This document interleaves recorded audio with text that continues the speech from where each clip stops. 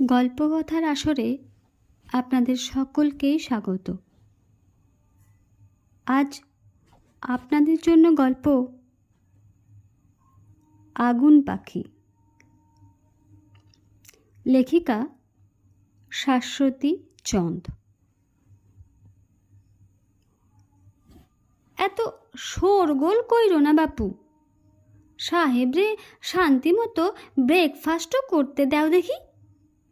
সাহেব শুনবেন তোমাগো কথা, এখন চুপ মাইরা বইয়া থাকো। দেশি মানুষ বিশু, বলতে গেলে পাড়ারই ছেলে, তবে খোদ সাহেবের ঘরে আড়দালির কাজ করতে করতে মেজাজটাও বিলিতি হয়ে গিয়েছে।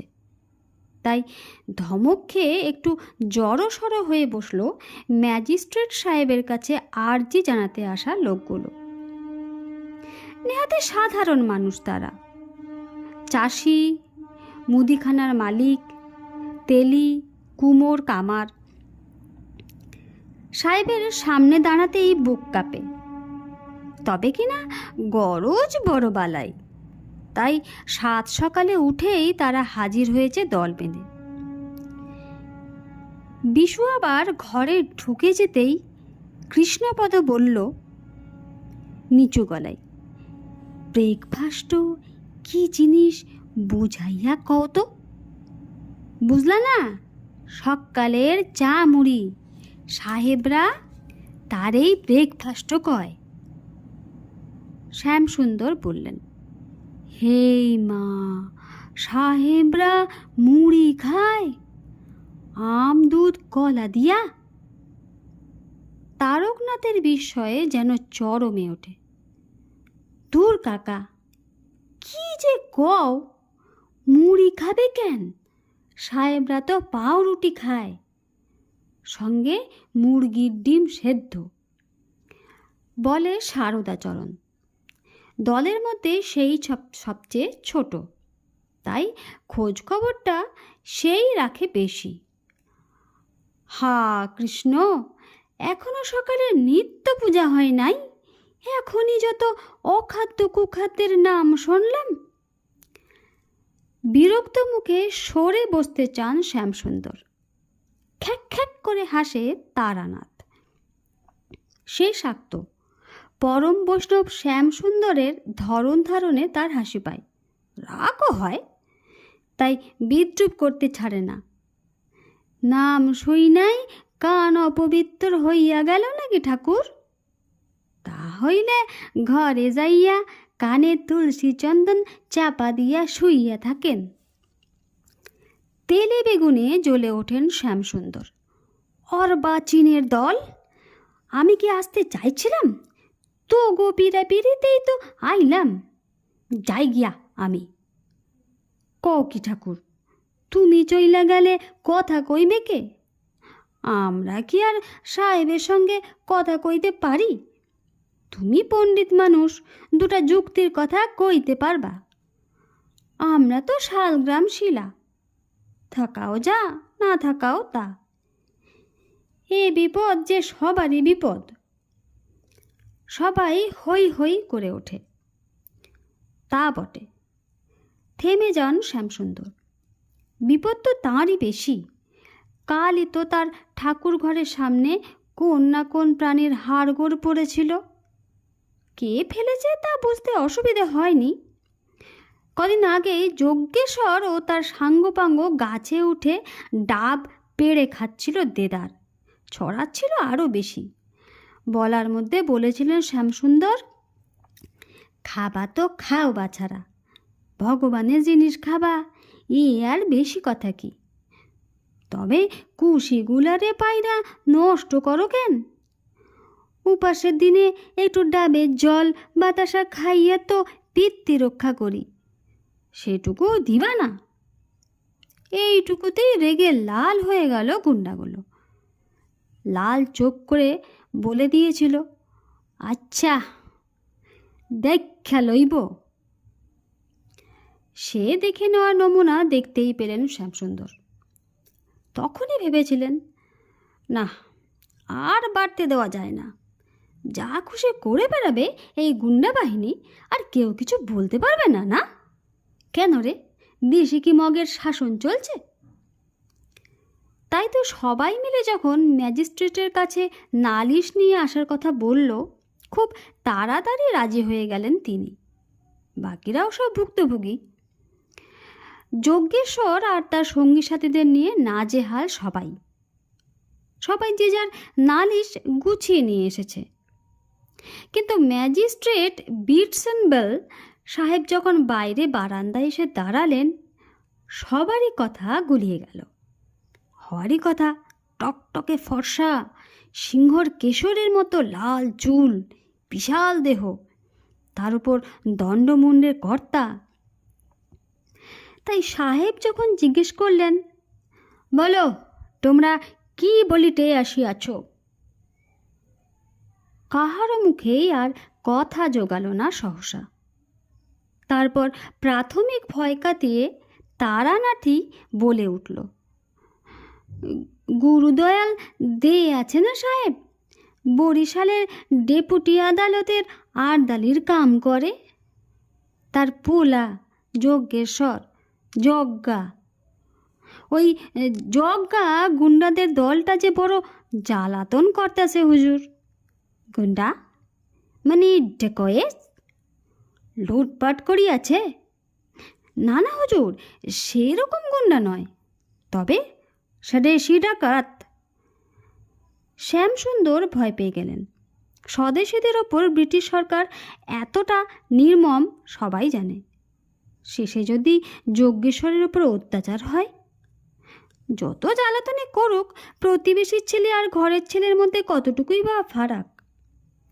তাই বলে উঠলেন, স্বদেশী টদেশী নয়, নেহাতি দামালপোনা, পোলাপানি বুদ্ধি, লেখাপড়ায় মন নাই, স্কুল থাইকা তাড়াইয়া দিছে মাস্টাররা, কামধাম নাই, দর্শিপনা কইরা বেড়ায়।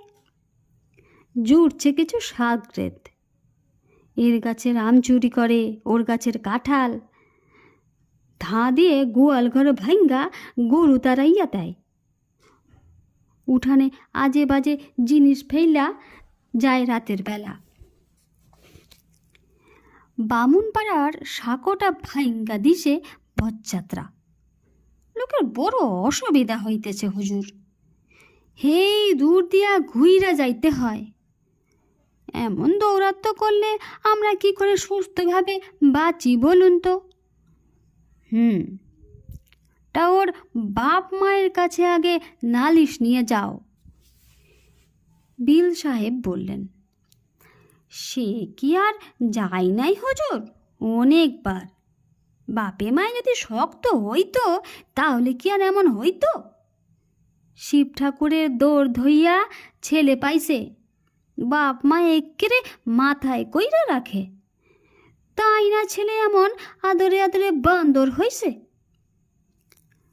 সবাই একসঙ্গে কথা বলতে বলতে খেয়াল করেনি বাংলোর হাতায় এক ঝোপের আড়ালে আড়ি পেতে বসেছিল এক তরুণ বংশীধারী বংশী, যজ্ঞেশ্বরের প্রাণের বন্ধু, দুষ্কর্মের সঙ্গী। চুপি চুপি সবার দৃষ্টির বাইরে এসে সোজা দৌড় দিল। নিজের বাড়ির উঠোনে বসে বাঁশ চাচ্ছিল যজ্ঞেশ্বর। সামনে পাঁজা করা সদ্য কাটা বাঁশ। হাঁপাতে হাঁপাতে এসে বলল, যজ্ঞা তুই পালা, এক্ষুনি তোরে ধরতে আসবে।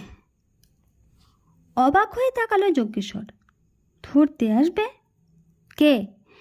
ম্যাজিস্ট্রেট সাহেব। তোর নামে নালিশ নিয়ে গেছে এ পাড়ার ও পাড়ার অনেক লোক, তোরে নাকি শায়েস্তা করবে। এই কথা? আসুক গে। যজ্ঞাকে শায়েস্তা করা অত সোজা না। মুড়ি নারকেল খাবি? লই যায় মায়ের থেকে। মুড়ি নারকেলের প্রলোভনে ভুলল না বংশী। ব্যাকুল গলায় বলল, ওরে ইংরেজ পুলিশ আসবে, পালা তুই। ইংরেজ তো কি, মানুষই তো, ভূত পেত তো নয়, আসুক গা। সবিস্ময় ও সপ্রশংস দৃষ্টিতে তাকিয়ে থাকলো বংশী। এই না হলে যজ্ঞা, এমন সাহস আর কার আছে? তাই না যজ্ঞার পাশে পাশে ঘোরে, বাড়ির লোকে তুমুল আপত্তি অগ্রাহ্য করে। কিন্তু যজ্ঞনাথের আর মন ছিল না কাজে। হাতের কাটারি নামিয়ে রেখে বলল, ভালো লাগছে না, চল নদীর পার ঠিক্কা ঘুইরা আসি। কি বানাইতেছিলি? সাঁকোটা ভাঙ্গা দিছিলাম, না রাগ কইরা। মানুষজনের বড় কষ্ট হইতেছিল, ভাবলাম মেরামত কইরা দি। দূর দূর, করুম না, মুরুগ্গা। আমার নামে নালিশ লয়, এত সাহস! চ ঘুইরে আসি। দুই বন্ধু বেরিয়ে গেল টোটো করতে। পরদিন সকালে ঘুম থেকে উঠতে একটু দেরি হয়ে গিয়েছিল। আগের রাতে বাবা একটু বকাবকি করেছিলেন। পাড়ার বেপাড়ার লোকের ম্যাজিস্ট্রেটের কাছে নালিশ নিয়ে যাওয়ার কথা তার কানে এসেছে। ভয় পেয়েছেন। সরকারি চাকরি করে খান, চাকরি গেলে বউ ছেলে নিয়ে পথে বসতে হবে। বাবার বকুনি খেয়ে অনেক রাত পর্যন্ত গুম হয়ে দাওয়ায় বসেছিল যজ্ঞা। সকালে যখন চোখ খুলল, সূর্য অনেকটাই উঠে গেছে। এই যা, সবাই নিশ্চয় খেলা শুরুই করতে পারছে না ওর জন্য। মাঠের দিকে দৌড়তে লাগলো যজ্ঞা। মাঠের কাছে গিয়ে নিজের চোখকে বিশ্বাস করতে পারছিল না। মাঠের পাশে দাঁড় করানো বিশাল এক জুড়ি গাড়ি, সহিসরা লাল রঙের পোশাক পরা। মাঠে তুমুল কোলাহলে খেলা চলছে। যজ্ঞার সব সঙ্গীরাই আছে খেলায়, বাড়তি আছে একজন বিশাল দেহী এক সাহেব, আর মাঠের পাশে চুপ করে বসে আছে বংশী। যজ্ঞাকে দেখে উঠে এলো বংশী। চোখের ইঙ্গিতে সাহেবকে দেখিয়ে বলল, বিল সাহেব ফুটবল খেলতেছে আমার বন্ধুগুলোকে। কেন? ভগবান জানে। গাড়ি টিক্কা নাইম্মা কয় খেলুম। শখ করে তো প্রথমে কাঁই পাই অস্থির ডরে। খেলা চলতেই লাগলো। যজ্ঞা যে দাঁড়িয়ে আছে মাঠের পাশে, তাতে যেন কারো খেয়ালই নেই। তারপর রোজই হতে লাগলো খেলা। সকালে ফুটবল, বিকেলে নাটকের রিহার্সাল। সাহেব নাকি বাংলা নাটক দেখতে চান। তা নাটক হলো। কি বুঝলেন, কতটুকু বুঝলেন কে জানে, তবে হাত তালি দিলেন বিস্তর, হাসলেনও আরও বেশি। নিজের পয়সায় ফিস্টির আয়োজন করলেন ছেলেদের জন্য। হোলির দিনে হই হই করে ফিস্টি হলো। হোলিও সাহেব আবির মাখালেন, মিষ্টি খাওয়ালেন সবাইকে। ছেলেদের আনা মালপো খেলেন খুব আগ্রহ করে। এরপরেও কি আর ছেলেরা সাহেবের ভক্ত হবে না? সাহেবের বাড়ি থেকে আসতে লাগলো টিফিনও, আপেল, মিষ্টি, পাউরুটি। যজ্ঞা যদি কাউকে ডাকে কারো বাড়ির পেয়ারা পারতে, কারো আর আগ্রহ থাকে না। পেয়ারা তো জন্ম থেকে খেয়েছে, আপেলের মতো তো আর খেতে নয়। অবাক হয়ে গেল যজ্ঞা। তার মাথার মুকুট নেই, মাটিতে খসে পড়েছে। না, মাটিতে নয়, সাহেবের মাথায় গিয়ে উঠেছে।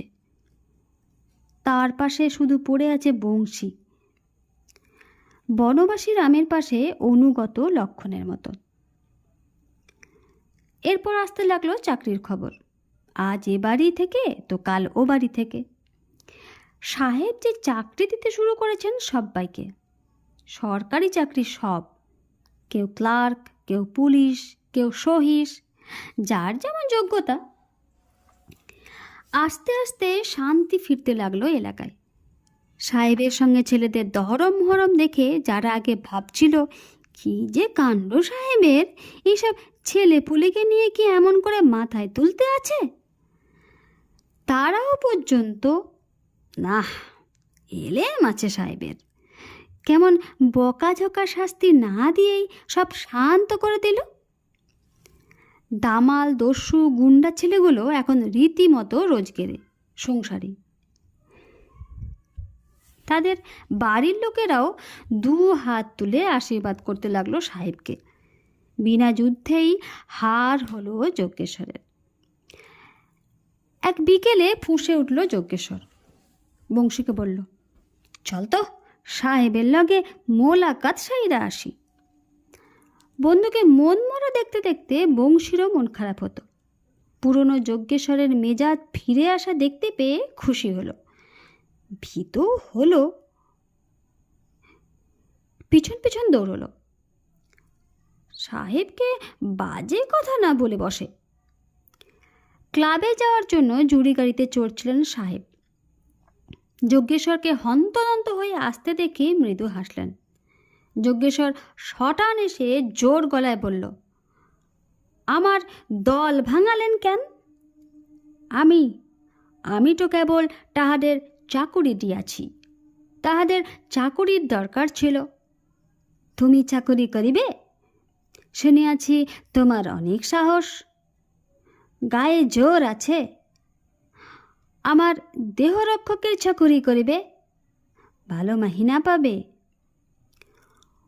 অবাধ্য বুনো ঘোড়ার মতো ঘাড় বেঁকিয়ে বলল যজ্ঞেশ্বর, না, পরের গোলামি আমি করি না। উত্তম, শোনো, আগে পেটের ভাত জোগাড় করো। পেটের মধ্যেই গড, আল্লাহ, ভগবান সব আছে। যে জাতের পেটে ভাত নেই সে জাতির সম্মানও নেই। তোমার বাবার বয়স হয়েছে, চাকরি তো আর নাই। চাকরির দরকার পড়িলে আইসো, তোমার জন্য সব সময় দরজা খোলা থাকিবে। সাপের মুখে মন্ত্র পড়ল। ফিরে এলো যজ্ঞা, ম্রিয়মান। সত্যি সংসারে অভাবের হাঁ মুখ দেখা যাচ্ছে একটু একটু করে। বাবা চাকরি যাওয়ার পর ছোট একটা মুদির দোকান দিয়েছিলেন পাড়াতে, ওই দিয়েই চলছিল সংসার। কিন্তু ঘুসঘুসে জ্বর কাশি তাকে বিছানায় ফেলে দিল একেবারে। ছেলে যে লেখাপড়া শিখল না, বাউন্ডলের মতো ঘুরে বেড়ায়, তা তাকে বেদনা দেয়। মা কিছু বলেন না ঠিকই যজ্ঞেশ্বরকে, তবে তার ম্লান মুখ কষ্ট দিতে লাগলো। তাই নিজেই একদিন দোকানে গিয়ে বসল। 3-4 বছর কেটে গেছে। থিতু হলো যজ্ঞেশ্বর, সংসারী, সারাদিন মুখ বুজে দোকানদারি করে। শুধু বংশী বোঝে ভেতরের আগুন মরেনি, শুধু ছাই চাপা পড়েছে, ভিতরে ভিতরে ছটফট করে। এই শান্ত গৃহস্থের জীবন তো তার জন্য নয়। অন্য কিছু, অন্য কোনো কাজ যেন ডেকে যায়, কিন্তু কি সেই কাজ নিজেও জানে না। 250 সাবুদানা দিতে আর কটুক সময় লাগবে? দিয়াই দাও না বাবা, নাতিটার খুব জ্বর, পথ্য দেব। 2 হাতে দোকানের ঝাঁপ ফেলা আটকাতে আটকাতে বললেন শ্যামসুন্দর, একটা সময় আমার দোকান বন্ধ হয়ে যায়, জানেন না? আগে আইতে পারেন না? সন্ধে 6টার পর আইসা লইয়া যাইবেন, এখন আর সাবু টাবু কিছুই মিলবে না। রুক্ষ গলায় বলল মুকুন্দ। জানি।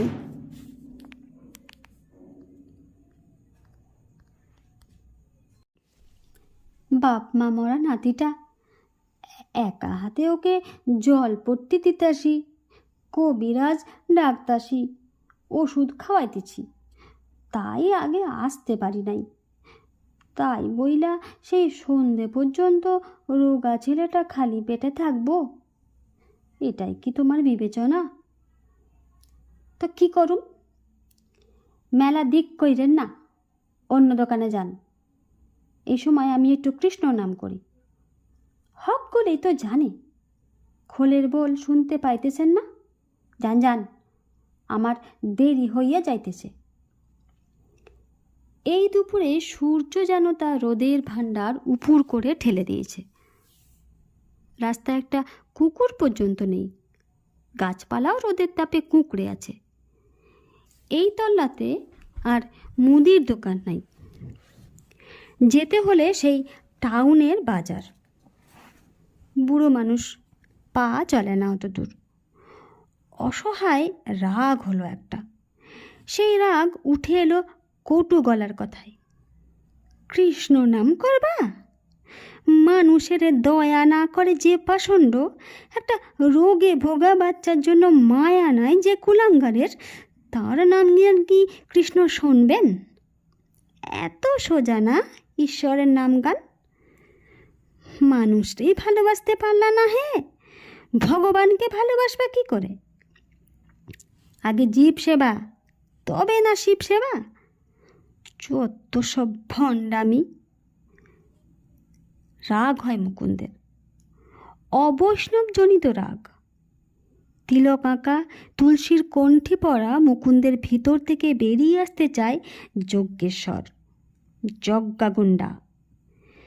ধরাম করে ঝাঁপ ফেলে দেয় দোকানের। ভিতরের ঘরে ঢোকে। রোজকার মতো আসর সাজিয়ে বসেছে তার সঙ্গী সাথীরা, খোল করতাল নিয়ে।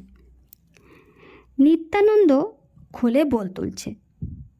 মুকুন্দকে দেখে মৃদু অনুযোগের সুরে বলল, বিষয় কর্ম নইয়া মাইত্যা থাকলে চলবো? প্রভুর নামের সময় যে বইয়া যায়। নাও ধরো, বলে গলায় সুর তোলে। কৃষ্ণ নাম বড়ই মধুর, যে লয় সে বড় চতুর। আমার এই কৃষ্ণ নামের মহিমা, সদা শিব আছে তার নিশানা। এই গানটি মুকুন্দের লেখা প্রথম গান। তারপর থেকে কতই তো গান লিখে যাচ্ছে। সেসব গান লোকে আগ্রহ করে শুনছে। কীর্তনের দল গিয়ে দূর দূর প্রান্তারে লোককে ভালোবেসে তাদের কীর্তন শোনায়। ডাক আসে বিভিন্ন আসরে। ভালো লাগে মুকুন্দের। আরও মন প্রাণ ঢেলে দেয় নতুন গান রচনায়, নাম গানে। মুদির দোকান চালাতে হয় তাই চালায়, পরিবারের মুখে অন্ন জোগানোর দায়িত্ব পালন করার জন্য। কিন্তু মন নেই তার দোকানদারিতে। মন পড়ে থাকে দুপুরের এই সময়টুকুর জন্য। এই সময়টুকুতে কারো দখলদারি তার ভালো লাগে না। কিন্তু আজ যেন ঠিক মন নেই মুকুন্দের নাম গানে। সঙ্গীরা দেখলো কি যেন ভাবছে আনমনে মুকুন্দ। তারপর হঠাৎ সঙ্গীদের নাম গান চালিয়ে যেতে বলে উঠে পড়ল নিজে। দোকানের ভিতরে গেল। কাগজের ঠোঙায় ঢেলে নিল সাবু। কি মনে করে ফিরে এসে কিছুটা গুড় ঢেলে নিল আর একটা ঠোঙায়। তারপর রোদে সেঁকা রাস্তায় বেরিয়ে পড়ল দ্রুত পায়ে। সঙ্গীদের অবাক মুখের দিকে তাকিয়েও দেখল না। রান্নাঘরে খট খট আওয়াজ উঠছে। বিড়াল ঢুকলো নাকি? সতর্ক হলেন শ্যামসুন্দর। কিছুটা দুধ গরম করে নাতিকে খাইয়েছেন, বাকিটা ঢাকা দেওয়া আছে। সন্ধ্যের পর দোকান খুললে সাবু এনে দুধে জাল দিয়ে খাওয়াবেন। এখন দুধটাও যদি বেড়ালে মুখ দিয়ে নষ্ট করে বিপদে পড়ে যাবেন। উঠলেন তাই লাঠি হাতে নিয়ে। রান্নাঘরের কাছে এসে চমকে উঠলেন। এ কি মুকুন্দ? আজ পড়ে যাওয়া উনুনে কাঠকুটো গুঁজে দিয়ে কি করছে? শ্যামসুন্দরের সাড়া পেয়ে যেন কিছুই হয়নি এমন গলায় বলল মুকুন্দ, প্রায় হইয়াই গেছে। খারান, সবটা একেবারে দিবেন না, পেটে সইব না। বারে বারে একটু একটু কইরা খাওয়াইয়া দেন। ফুটন্ত দুধ সাবুর পাত্রের দিকে তাকিয়ে চোখ দুটো ভিজে এলো শ্যামসুন্দরের। বেলা পড়ে এসেছে। একটু একটু করে রোদ ভরা দুপুর দখল নিচ্ছে মায়াবী বিকেল। হালকা শরীর জুড়ানো হাওয়া বইছে। বটগাছের তলায় বেদিতে আনমনা হয়ে বসে আছে মুকুন্দ। মন অস্থির। তবে কি অন্যরকম কিছু করার ছিল? অন্যরকম জীবন হতে পারত। দোকান নিয়ে তো মেতেছিল বেশ কয়েক বছর। সংসারী হলো। তখন বড় ব্যবসায়ী হওয়ার স্বপ্ন দেখত। বিশাল দোকান হবে, অনেক জিনিস থাকবে। তারপর কি যে হয়ে গেল। বাবার শ্রাদ্ধের দিন মায়ের কথায় বাড়ির উঠোনে কীর্তনের আসন বসিয়েছিল। কীর্তনের সুর কানে ঢুকে একটা তোলপাড় করে দিয়েছিল। মনে পড়ে গিয়েছিল ছোটবেলায় কীর্তন গাইতে মায়ের শ্যামসুন্দরের মূর্তির সামনে বসে ঘোর লেগে গিয়েছিল। অবধূত রামানন্দের সঙ্গে দেখা হওয়া, তার কাছে দীক্ষা নেওয়া তো পরের ঘটনা।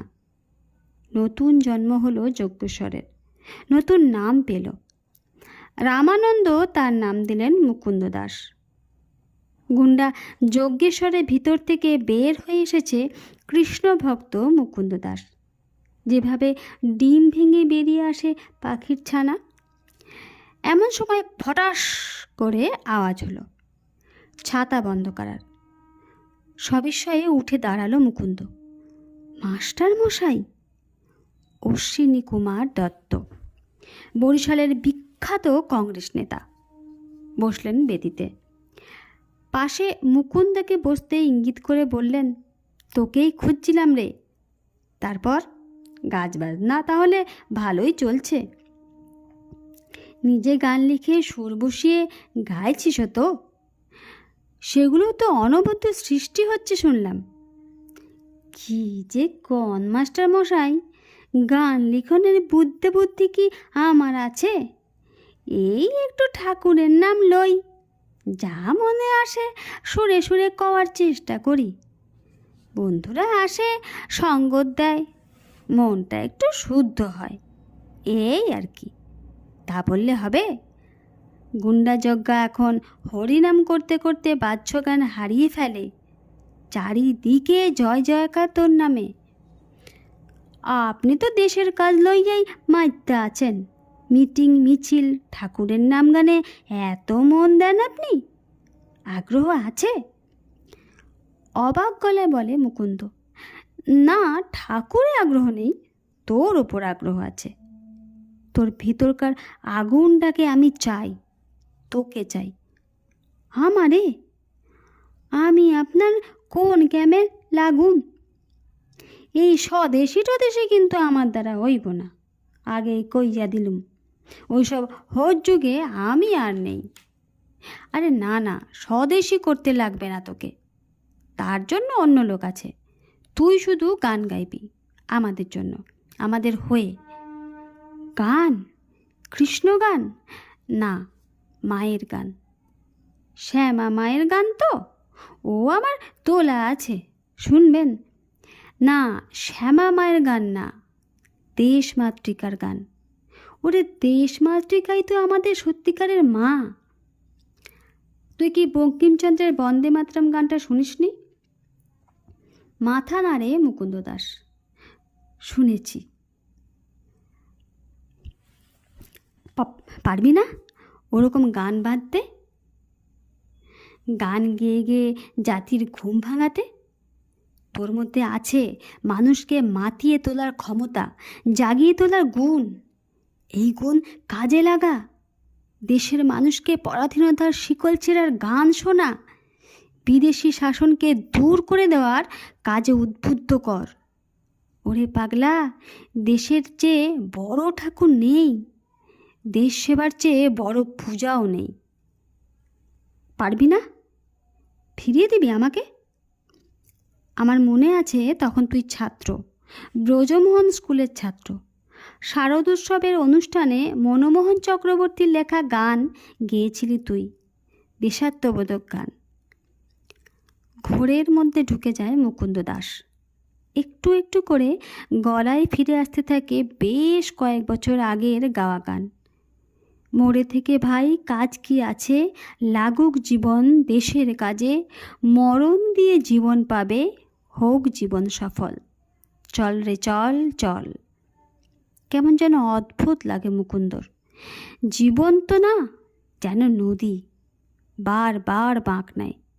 থিতু হতে গেলেই কোথা থেকে ছুটে আসে স্রোত, বয়ে যেতে হয় নতুন খাতে। মুকুন্দের দ্বিধা বোঝেন অশ্বিনী কুমার দত্ত। বলেন, ওরে, পারলে তুই পারবি। গণজাগরণ ঘটাতে পারে এক চারণ কবি। তুই, একমাত্র তুই হতে পারিস সেই চারণ কবি। দেশ তোকে ডাকছে, সাড়া দিবি না? চোখ মুদে আছে মুকুন্দের। না, মাস্টারমশাই বলছেন বলে নয়, বুকের ভেতর কোথাও একটা বাঁধ ভাঙা জলের আওয়াজ শুনতে পাচ্ছে। তবে কি এই সেই পথ, এই সেই জীবন যাকে হাতড়ে বেরিয়েছে এতগুলো দিন? সমস্ত ছটফটানি কি তবে এই দায়িত্ব খুঁজে পাওয়ার জন্য? বহুদিন পর বরিশালে ফিরছে বংশী। সে এখন পুরো দস্তুর ভদ্রলোক। একদিন যজ্ঞার প্রভাব থেকে দূরে সরানোর জন্য কলকাতায় কাকার বাড়িতে পাঠিয়ে দেওয়া হয়েছিল তাকে। সেখানে বিয়ে থা হয়েছে। শ্বশুরের সম্পত্তি পেয়ে জাঁকিয়ে বসেছে। ফেরা হয়নি আর এদেশে। এবার ভাইজির বিয়েতে এসেছে। আর বরিশালে এসে যজ্ঞার কথাই প্রথম মনে পড়েছে। যজ্ঞা নয়, মুকুন্দ দাস, চারণ কবি মুকুন্দ দাস, মাটির মায়ের দামাল সন্তান। কতদিন পর দেখা হলো দুই বন্ধুতে। ধরতে গেলে জীবন পার করে, তবু মনে হলো সময় যেন এক জায়গাতেই দাঁড়িয়ে আছে। বয়স হয়েছে মুকুন্দ দাসের, আর্থিক অবস্থাও খারাপ হয়েছে, সাংসারিক অবস্থাও। 3 বছরের সশ্রম কারাদণ্ড ভোগ করে এসেছে স্বদেশ প্রেমের বাণী ছড়ানোর অপরাধে। সেই সময় তার স্ত্রী অনাহারে ভুগে ভুগে পৃথিবী ছেড়ে চলে গিয়েছে, রেখে গিয়েছে ছেলে মেয়ে। তবু যখন বংশী বলল তার গান গেয়ে গেয়ে কলকাতার রাস্তায় মিছিল হয়, বিশেষ করে ছেড়ে দাও কাঁচের চুড়ি বঙ্গনারী, কভু হাতে আর পড়ো না, কতটা জনপ্রিয় অনাবিল হেসে উঠল মুকুন্দ দাস। দাওয়ায় মাদুর পেতে বসে কত না সুখ দুঃখের গল্প হলো দুই বন্ধুর। নিজের হাতে চা করে আনলো। চিনি বারন্ত, গুড়ের চা খেতে হবে কিন্তু। শুধু দুঃখ কোনখানে হয় জানিস? গ্রেপ্তার হওয়ার পর বরিশালের কোনো উকিল সালিশি করতে আসেনি আমার জন্য। হ্যাঁ রে, মনে আছে, সেই সাঁকো বানাচ্ছিলাম যখন শুনলাম লোকজন আমার নামে বিল সাহেবের কাছে নালিশ ঠুকেছে। সাঁকো আর বানাইনি। বংশী হাসে। বিল সাহেবের কথা মনে আছে তোর? সেই যে তোর দল ভাঙিয়ে দিয়েছিল। মুকুন্দ হাসে। থাকবে না? গুরু যে আমার, একজন ইংরেজ তোর গুরু। মাস্টার মশাই রামানন্দকে ছেড়ে একজন ইংরেজকে তুই গুরু মানছিস? এদিকে তুই স্বদেশ প্রেমের কথা বলিস। বংশী যেন থই পায় না। আঘাত দিয়ে যে পথ চলতে শেখায় সেও তো গুরুই। আর গুরুর কি জাত হয়? বিল সাহেবই তো শিখিয়েছিল, আগে পেটের ভাতের জোগাড় করো। যে জাতের পেটে ভাত নেই সে জাতের সম্মানও নেই। মুদির দোকানটা গিয়েছে জানিস আমার জামিন দিতে। তাতে কি, আবার দোকান করব, হার মানব না।